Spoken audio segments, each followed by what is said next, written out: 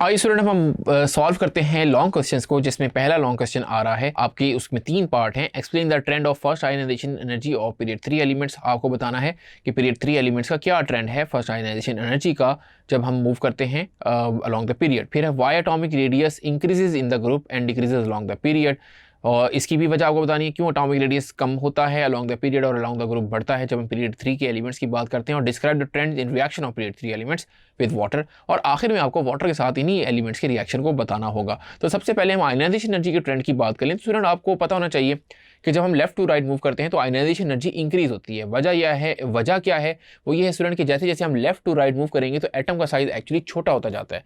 जब साइज छोटा होता जाता है तो न्यूक्लियर चार्ज बढ़ता जाता है। जब न्यूक्लियर चार्ज बढ़ता जाएगा तो इलेक्ट्रॉन को निकालना मुश्किल होता जाएगा, उसको ज़्यादा एनर्जी चाहिए होगी आयनाइज करने के लिए। तो अब अगर आप देखें सोडियम की एनर्जी कम है, मैग्नीशियम की ज़्यादा हो गई, तो ये एनर्जी का जनरल ट्रेंड आपको क्या मिलेगा, इंक्रीजिंग ही मिलेगा। लेकिन यहाँ पे देखें स्टूडेंट एल्यूमिनियम के केस में एक ट्रेंड में चेंजिंग आ जाती है। उसकी वजह ये होती है कि एल्यूमिनियम का एटॉमिक नंबर होता है 13। इसकी अगर हम कन्फिगरेशन करें तो 1s2 2s2 2p6, फिर आ जाएगा 3s2, यहाँ तक 12 हो गए, और फिर आ जाएगा 3p1। अब स्टूडेंट यहाँ पे एक इलेक्ट्रॉन जो है वो पी सबशेल से निकालना है, वो आसान काम है क्योंकि एस ऑर्बिटल में बजाय इसके कि एस ऑर्बिटल से निकाला जाए। तो एल्यूमिनियम की इस वजह से आयनाइजेशन एनर्जी कम हो जाती है एज कम्पेयर टू मैग्नीशियम, क्योंकि मैग्नीशियम में हमने जो इलेक्ट्रॉन निकालना है वो एस ऑर्बिटल से निकालना है। तो यहाँ पे हमने क्योंकि पी ऑर्बिटल से निकालना है तो इसका मतलब ये आसान काम हो जाएगा। सो होपफुली स्टूडेंट आपको ये क्लियर हो रहा होगा कि क्यों आयनाइजेशन एनर्जी आपकी एल्यूमिनियम की कम हो जाती है एज कम्पेयर टू मैग्नीशियम। यही वजह सल्फर के केस में भी आ जाती है कि जब उसमें क्या होता है कि इलेक्ट्रॉन के पेयर आ जाते हैं जिसकी वजह से रिपल्शन क्रिएट होती है। जब रिपल्शन क्रिएट होती है तो इलेक्ट्रॉन को निकालना वहां पे इजी हो जाता है।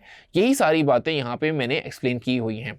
फिर स्टूडेंट बात करते हैं why atomic radius increases in group and decreases along the period in period 3 elements. तो स्टूडेंट देखें बहुत सिंपल सी बात है, जैसे जैसे आप अलॉन्ग द पीरियड मूव करेंगे तो एटॉमिक रेडियस क्यों डिक्रीज होता है, क्योंकि वहां पे नंबर ऑफ प्रोटॉन्स भी बढ़ रहे हैं और नंबर ऑफ इलेक्ट्रॉन्स भी बढ़े, लेकिन शेल सेम है।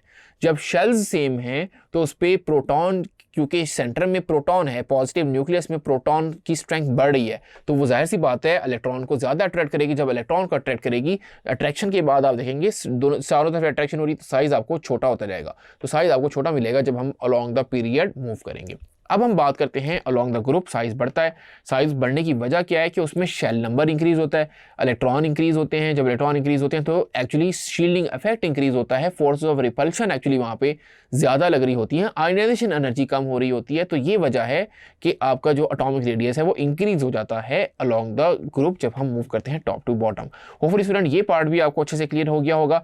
बढ़ते हैं इसके सी पार्ट की तरफ। आपको बताना है trends in reaction of period 3 elements with water.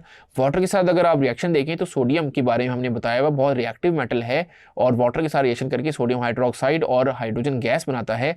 Magnesium भी रिएक्ट करता है वायलेंटली, स्लोली करता है इनफैक्ट कोल्ड वाटर के साथ, लेकिन बर्न करता है स्टीम के साथ, और या मैग्नीशियम हाइड्रोक्साइड बनाएगा कोल्ड के साथ, स्टीम के साथ मैग्नीशियम ऑक्साइड बनाएगा। मेन लेक्चर में भी सारे आपके अच्छे से एक्सप्लेन हुए हैं। एल्यूमिनियम जो है वो वाटर के साथ रिएक्शन करके एल्यूमिनियम ऑक्साइड और हाइड्रोजन गैस बनाएगा, जिसकी क्लियर भी बन जाती है, फिर रिएक्शन स्टॉप हो जाता है।